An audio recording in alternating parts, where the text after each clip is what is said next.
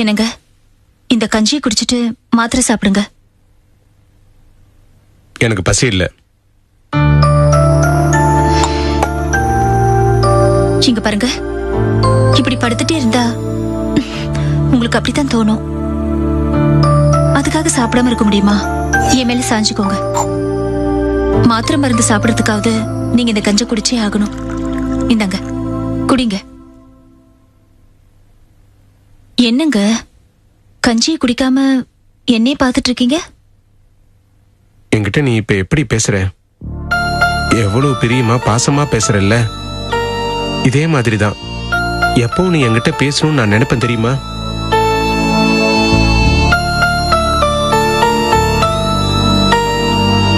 ஆனா இப்பதான் தெரியுது, அந்த மாதிரிலாம் இருக்கணும்னா ஒரு கை கால் விளங்காம படுத்த படுக்கையா இருக்கணுங்கிற விவரம்.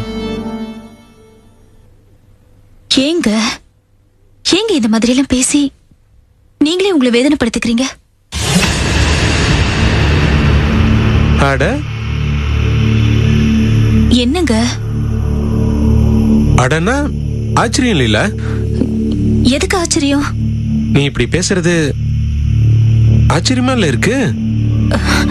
இதுல ஆச்சரியப்படுறதுக்கு என்னங்க இருக்கு? அட என்ன லீலா, நீ புருஷனோட வேதனையை குறைக்கிறதுக்காக அக்கறையோட அட்வைஸ் பண்ற பாரு, அது ஆச்சரியமான விஷயம் தானே? இது பாருங்க, இதுல ஆச்சரியப்படுறதுக்கு ஒண்ணுமே இல்ல. பொண்டாட்டியை சரியா புரிஞ்சுக்கிட்டவங்க யாருமே இதுக்கு ஆச்சரியப்பட மாட்டாங்க. உடம்புக்கு முடியாம படுத்துட்டு இருக்கிற புருஷனோட உடம்பு வேதனையை குறைக்க முடியலனாலும் மன வேதனையை குறைக்கணும், தைரியத்தை கொடுக்கணும்னு தான் எல்லா பொண்டாட்டியும் நினைப்பாங்க. சுத்தி வளைச்சு ஒரு நல்ல பொண்டாட்டின்னு சொல்ல வரையாக்கும். நான் எதையும் சுத்தி வளைச்சு சொல்ல வரலங்க. அதுக்கெல்லாம் முயற்சி பண்ணாத. நீ நல்ல பொண்டாட்டியா இல்லையான்னு உறுதியா சொல்ல வேண்டியது புருஷன் தானே. அப்ப அதை நான் தானே சொல்லணும். நீங்க எனக்கு எந்த சர்டிபிகேட்டும் தர வேணாம். வேற என்ன வேணும்? இந்த கஞ்சியை குடிச்சிட்டு மாத்திரை சாப்பிட்டாலே போதும். அடே எங்க அப்பா, ரொம்பதான் அக்கறை. நீதான் தன்னலமற்ற தியாகி. நான் இந்த கஞ்சை குடிச்சிட்டு மாத்திரை சாப்பிட்டுட்டா போதும், வேற எதுவும் தேவையில்லை. பிரமாதம். நான் ஒரு கை கால் விளங்காம இருக்கேன், அத வச்சுக்கிட்டு வாழைப்பழத்துல ஊசி ஏத்துற மாதிரி என்னென்ன கேம் ஆடுற? என்ன ஒரு வார்த்தை ஜாலம்! உண்மையிலேயே நீ ரொம்ப திறமைசாலி லீலா. இது பாருங்க, நான் உங்ககிட்ட பேச ஆரம்பிக்கும் போது கனிவாவும் பாசமாவும் தான் பேச சொன்னீங்க. நானும் அப்படித்தான் பேசிட்டு இருக்கேன். ஆனா நீங்க இந்த பேச்ச மாத்தி அது ஒரு பிரச்சனையை உருவாக்குறீங்க. புது புது வியாக்கியானால சொல்றீங்க. உங்ககிட்ட நான் என்ன மாதிரி பேசணுங்கிறதே ஒரு பிரச்சனையா இருக்குங்க. வேலை சொல்லு. நான் உங்ககிட்ட சிரிச்சு கெஞ்சி எல்லா விதமாவும் பேசி பார்த்துட்டேன். ஆனா சொல்லு. எப்படி பேசினாலும் அதுக்கு ஒரு அர்த்தம் படா. அதுக்கு நான் என்னதான் பண்றது? என் கூட பேசுறதே வெஸ்ட், அதை நிறுத்தலான்னு சொல்ல வரியா? ஐயோ சாமி, நான் எப்படி நடந்துக்கணும் நீங்களாவது சொல்லுங்க. அப்படியே நடந்து தொலைக்கிறேன்.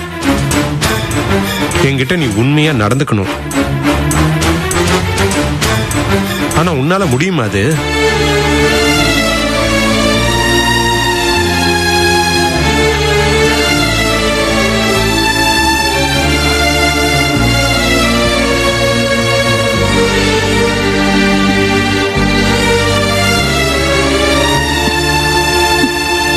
முதல்ல இந்த கஞ்சியை குடிங்க. மாத்திரை மருந்து சாப்பிடணும். கஞ்சி ஆறிட போகுது. எனக்கு தேவையில்லை, முதல்ல வெளியில போடி. என்னடா இது? இவன் இனிமேல் இங்க வரக்கூடாது. இவ கஞ்சி கொடுத்தா நான் குடிக்க மாட்டேன். ரொம்ப சந்தோஷம், நல்லதா போச்சு. உங்க புள்ளைய நீங்களே பாத்துக்கோங்க.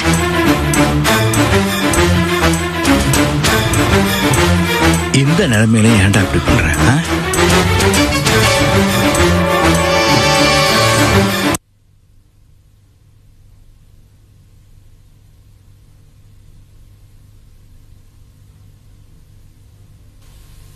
என்னங்க, இங்க வாங்க.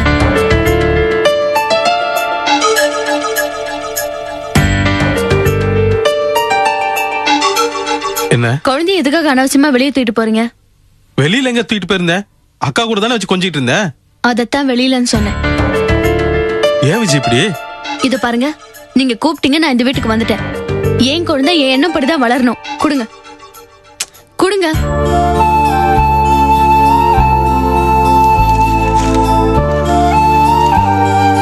கோபி உட்காருப்பா.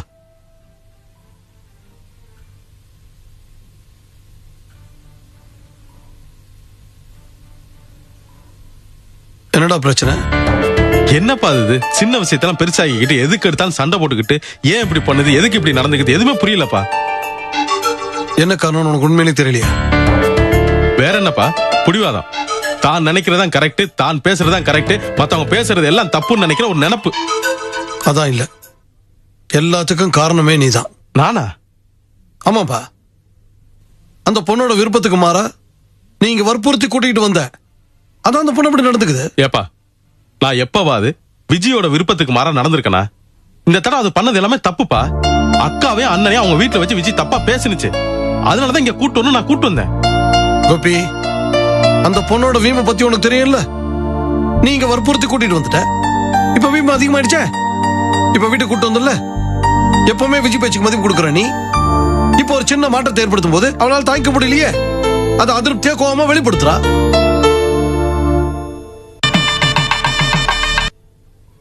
இதுக்கு நான் என்னப்பா செய்ய முடியும்? ஒவ்வொரு வார்த்தையும் நான் யோசிச்சு பேச முடியுமா? யோசிச்சுதான் பேசணும். ஒவ்வொரு வார்த்தைக்கு முன்னாடியும் 1000 தடவை யோசிச்சுதான் பேசணும். உன்னோட ஒரு சின்ன முகசொலிப்ப கூட, ஒரு சின்ன மாற்றத்தை கூட அவளால தாங்கிக்க முடியலையே. அப்போ நீ யோசிச்சுதான் பேசணும். அவ தப்பு பண்ணா கூட அதை பட்டுன்னு சொல்லி காட்டக்கூடாது, பக்குவமா சொல்லி காட்டணும். என்னப்பா அது? புருஷன் முன்னாடிகளே அப்பா, இன்னைக்கு வரைக்கும் நானும் விஜயும் ஒரு நல்ல புருஷன் முன்னாடியே தான் இருக்கிறோம். நல்ல புருஷன் முன்னாடி இருக்கிறது மட்டும் பெருசு இல்ல, நல்ல பெத்தவங்களாவும் இருக்கணும். அதான் முக்கியம். ஏன்னா நமக்குள்ள இருக்கிற பிரச்சனை, கோபதாபம் இதெல்லாம் நம்மளோட நின்ற போறது இல்ல, அடுத்த சந்ததியை அது பாதிக்கும். இதோ பாரு, விஜய் மனசுல கொஞ்ச நாளைக்கு அவங்க அக்கா வீட்டுல தான் இருக்கணும்னு ஆசைப்பட்டுச்சுன்னா கொண்டு போய் விட்டுரு. இதுக்கு அப்படி எங்க பிடிச்சு வச்சுட்டு இருக்க? கோபி, வாழ்க்கையில எப்பவுமே பிடிவாதம் நிலைக்காது, பிம்பு பண்றது நிலைக்காது. விட்டு கொடுத்து பாரு, அவகிட்ட அன்பு காட்டு. அதான் வாழ்க்கையில ஜெய். ஏப்பா, நான் எப்பவுமே அப்படிப்பட்டவன் தானப்பா. தெரியும் கோபி, இனிமேல் நீ அப்படித்தான் இருக்கணும். ஒரு சின்ன அளவு கூட உன்கிட்ட மாற்றம் தெரியக்கூடாது. விஜய் எங்க இருக்கணும்னு ஆசைப்படுறாளோ, எத்தனை நாள் இருக்க ஆசைப்படுறாளோ கொண்டு போய் விட்டு வந்துரு.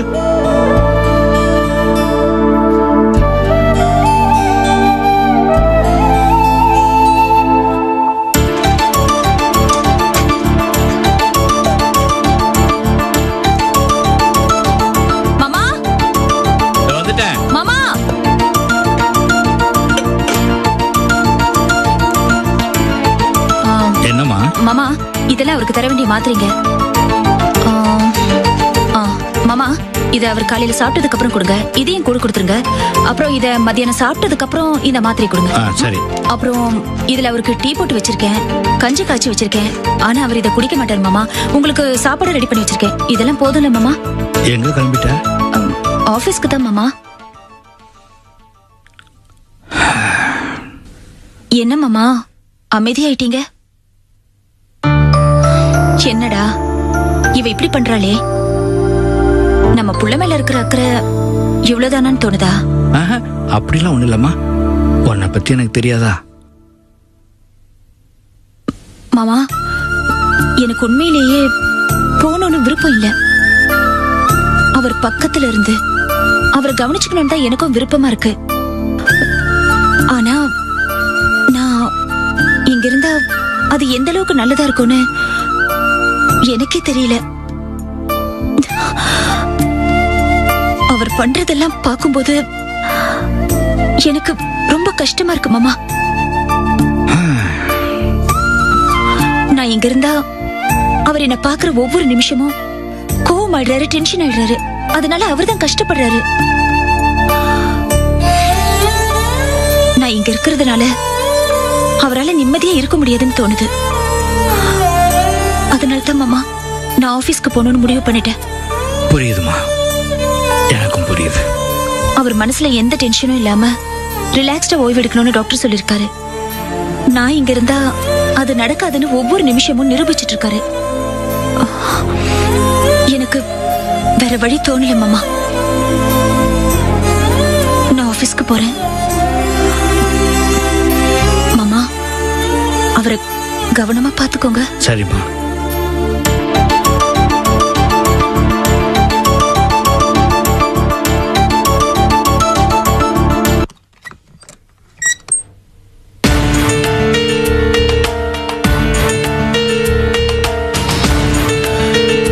என்னடி கதவை திறந்து உள்ள வரத்துக்கு முன்னாடியே ஆசன தூக்குது?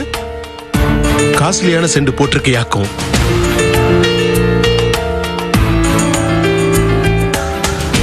சீவி சிங்காரிச்சுக்கிட்டு ஊர்கோலம் போற மாதிரி கிளம்பியாச்சா? டாக்டர் என்ன சொன்னாரு? 4-5 நாள் பக்கத்துல இருந்து பாத்துக்கணும்னு சொன்னார் இல்ல? கொஞ்சம் கூட சட்டையே பண்ணாம ஜம்முன்னு கிளம்பி பேக மாட்டிக்கிட்டு போஸ் கொடுக்கறியா? போஸ் நான் ஆபீஸ்க்கு போறேன். புருஷனுக்கு செய்ய வேண்டிய பணிவடையெல்லாம் செஞ்சாச்சு. இனிமேல் வீட்டுல எந்த வேலையும் கிடையாது. 2-3 கிழிச்சாச்சு. ஆபீஸுக்கு போய் எல்லாத்தையும் நிமித்த போறியா? ஓடி. சாரிங்க. முன்ன மாதிரி நீங்க திட்டுறதெல்லாம் கேட்டுட்டு என்னால இங்க நின்னுட்டு இருக்க முடியாது. நான் வேலைக்கு போறேன்ல. லேட்டா போனா அப்புறம் ஆபீஸ்ல இருக்கிறவங்க எல்லாம் திட்டுவாங்கல்ல. திட்டுவாங்க. சீக்கிரமா போய் அவங்க குடுக்கிற கிரீடத்தை தலையில தூக்கி வச்சுக்க. ஆபீஸ்ல நல்ல பேர் வாங்கணுமா? என்ன தவிர எல்லாத்திட்டையும் நல்ல பேர் வாங்கணும்னு ஒரு முடிவோட தான் இருக்குல்ல? போடி போ. புரிஞ்சுக்கிட்டா சரி. புரிஞ்சுக்கிட்டேன்டி. உனக்கு எவ்வளவு கொழுப்பு இருக்கு. நீ ஏன் இந்த மாதிரிலாம் ஆடுறன்னு புரிஞ்சுக்கிட்டேன். இன்னும் நீ நல்லா புரிஞ்சுக்கோங்க. உங்க மண்டையில ஏறது கொஞ்சம் கஷ்டம்தான். இருந்தாலும் கஷ்டப்பட்டு புரிஞ்சுக்க முயற்சி பண்ணுங்க. எல்லாருக்கும் நல்லவளா இருக்கிறேன்னா உங்களுக்கு மட்டும் ஏன் பிடிக்காம போயிட்டேன்னு யோசனை பண்ணி பாருங்க. அப்படி யோசிச்சாலாவது உங்களுக்கு உண்மை புரியுதான்னு பாப்போம்.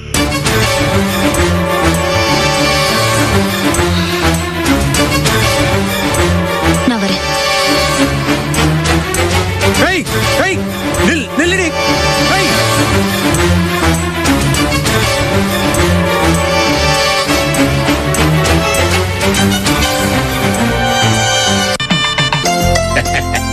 பாத்தியா சமத்தா பால் குடிக்குது பாத்தியா? அப்படித்தான் குழந்தை அழாம பாத்துக்கினேன் தானே. அப்பா, உன் பொண்ணு குழந்தைக்கு எவ்வளவு பொறுப்பா விளையாட்டு காட்டுது தெரியுமா? அழாம பாத்துக்குது பாரு. சிரிக்கிற பாத்தியா? எங்களோட எல்லாம் விளையாடிக்கிட்டே இருந்தா எனக்கு நேரம் போறதே தெரியல. தொழிலே மறந்துட்டு போ. நான் அழகுற குளத்துல இருந்து கிளம்பினப்போ உங்களோட எல்லாம் கொஞ்ச நேரம் இருந்துவிட்டு கிராமத்துக்கே சோழிய பார்க்க போகணும்னு தான் நினைச்சிட்டு வந்தேன். உனக்கு தான் தெரியுமே, வந்த இடத்துல 4-5 பிரச்சனை, தங்க வேண்டி வந்துருச்சு. கடைசியா கிளம்பலான்னு பார்த்தப்ப இந்த மழலை பட்டாளங்களும் சேர்ந்து முத்துக போட்டு உட்கார வச்சிருச்சு. எனக்கு இப்போ ஒரு கவலை வந்துருச்சுமா. என்னப்பா? இதுங்களெல்லாம் நல்லபடியா வளர்த்து பெரியவங்க நாம முன் உதாரணமா இருந்து உலகத்துல நல்லது எது கெட்டது எதுன்னு சொல்லி கொடுத்து ஊரே மெச்சும்படியா இதுங்களை வளர்க்கணும். முக்கியமா இந்த ஆம்பளை பசங்களுக்கு கட்டிக்க போற கொண்டாட்டிய அன்பா பாசமா எப்படி வச்சுக்கணும்னு சொல்லி கொடுக்கணும். அது வரைக்கும் இந்த கட்டையில உயிர் தாங்கணுமே. ஏன்பா அப்படி பேசுறீங்க? உங்க மன உறுதிக்கு நீங்க ரொம்ப விஷயம் இருப்பீங்க. நீங்க வேணா பாருங்களேன், உங்க பேரன் பேத்திகளோட, உங்க கொள்ள பேரன் பேத்திகளோட ரொம்ப விஷயம் இருப்பீங்க பாருங்க. நீ என்ன விட பெரிய பேராசக்காரியா இருக்கிற. அப்பா, அவ தம்பிய பாக்கணுமா? அதான்ப்பா விஜய் பையனை. அதனால விஜய் ஒரு நாள் கூட்டு வந்துடலாமாப்பா? அப்படியா? பாரு, எனக்கு அவளை எங்க கொண்டாந்து வச்சுக்கணும் தான் ஆசை. எந்த தகவனுக்கு குழந்தை வீட்டுக்கு வரணும்னு ஆசை இருக்காது சொல்லு. ஆனா இப்ப அங்க இருக்கிற நிலைமையில விஜய நாம கூப்பிடக்கூடாது. ஏன்பா?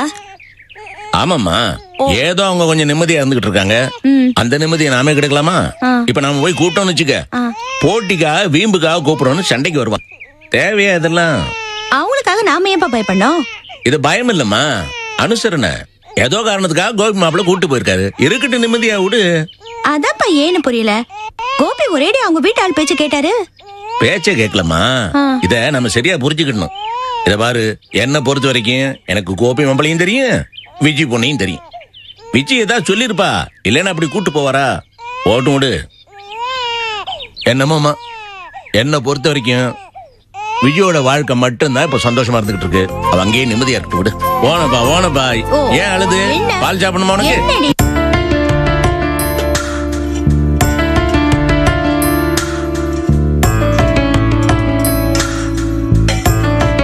சரோ என்னங்க செல்வம் எங்க? ராத்திரியெல்லாம் அவர் வீட்டுக்கு வரல, இப்பதான் வந்து குளிச்சிட்டு இருக்காரு. ராத்திரி எங்க போனா? தெரியலங்க. நீ கேட்கலையா? கேட்காம இருப்பேனா? கேட்டேங்க. ஆனா அவர் சரியாவே பதில் சொல்லல. அவர் முகம் ஒரு மாதிரி வாட்டமாவே இருந்துச்சு. செல்வம் செல்வம் காலைல தான் வந்தியாடா?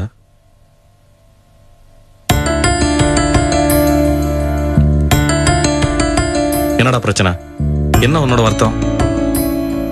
அதெல்லாம் ஒண்ணும் இல்ல. டேய், அந்த ரவி ஒரு அறிவு கேட்டவன், லூசு.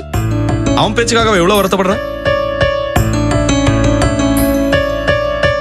இத பாருடா, அந்த ரவிய மாதிரி ஒரு அறிவு கெட்டவன, நன்றி கெட்டவன, மூர்க்கத்தனமானவன நான் வாழ்க்கையிலேயே பார்த்ததில்ல. நான் அவனை ஹாஸ்பிட்டல்ல வச்சு கண்ணா பின்னான்னு திட்டி விட்டேன். நீ அவனை நினைச்சு உன் டயத்தை வேஸ்ட் பண்ணிக்காதடா. இல்லண்ணே, என்னோட வருத்தம் லீலாவை பத்தி தான். பாவம் அண்ணே, லீலா எனக்கு இல்லைன்னு தெரிஞ்சதுக்கு அப்புறம் அவளை பத்தின பழைய எண்ணங்கள் எல்லாமே என் மனசுல இருந்து தூக்கி எறிஞ்சிட்டேனே. என்ன, லீலா அவ வாழ்க்கையில சந்தோஷமா நிம்மதியா இருக்கணும், அது ஒண்ணுதான் நான் ஆசைப்பட்டேன். அது ஒண்ணுதான் தினம் தினம் நான் கடவுள்கிட்ட வேண்டிக்கிட்டு இருக்கேன்.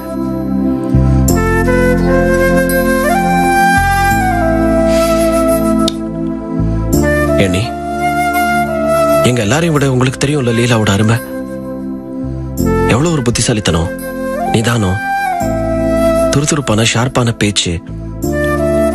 அப்படிப்பட்ட ஒரு பொண்ணுக்கு வாழ்க்கையில இவ்வளவு சிரமங்கள் வரதுக்கு எந்த விதமான ஒரு நியாயமும் இல்லையா? நீ யோசிச்சு பாருங்க. நம்ம வீடு மாதிரியோ இல்ல கோபி வீடு மாதிரியோ சிக்கல் பிடிச்ச சொந்த பந்தங்கள் யாருமே அவ புகுந்த வீட்டுல இல்லையா? நீ அதான் எல்லாத்துக்கும் சேர்த்து அந்த கிறுக்கு பையன் இருக்கானே. செல்வம், யாருக்கு என்ன கஷ்டம் வரணும்னு யார் தீர்மானம் பண்றது? நாம இல்லையே. அந்த கடவுளுக்கு ஏதோ இஷ்டம். அதனாலதான் லீலாவை இப்படி வாட்டி வதைக்கிறாரு. அதுதான் நீ என்னோட வேதனையும். அதான் அதை குறைக்கணுங்கிறதுக்காக தானே நீங்க அவளுக்கு உதவி செஞ்சிருக்கீங்க. அவளுக்கு ஒரு நல்ல வேலையை வாங்கி கொடுத்திருக்கீங்க. விடுங்க செல்வம், லீலா ரொம்ப தைரியமான பொண்ணு. ஆமாண்டா, லீலாக்கு ஒரு அளவுக்கு எல்லாம் தெரியும். நீ அனாவசியமா மனசு போட்டு குழப்பிக்காத.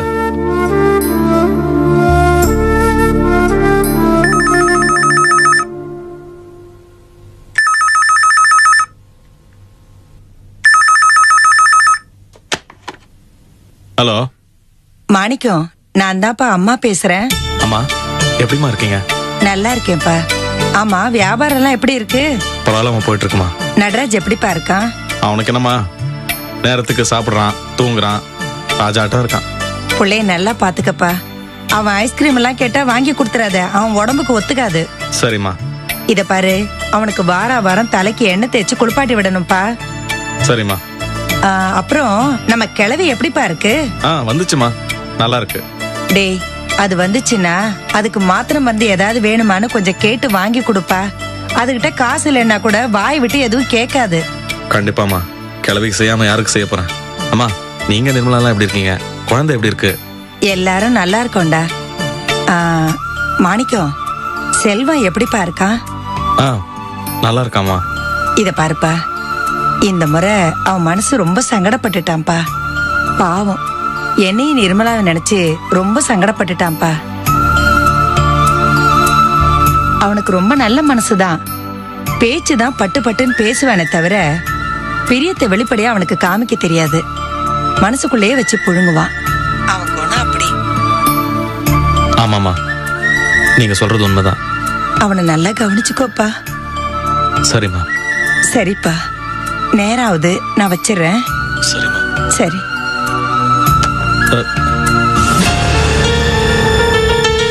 சரவம் நல்லாதான் இருக்கான். சொல்லிடுறேம்மா, வச்சிடுறேன். அம்மா உன்ன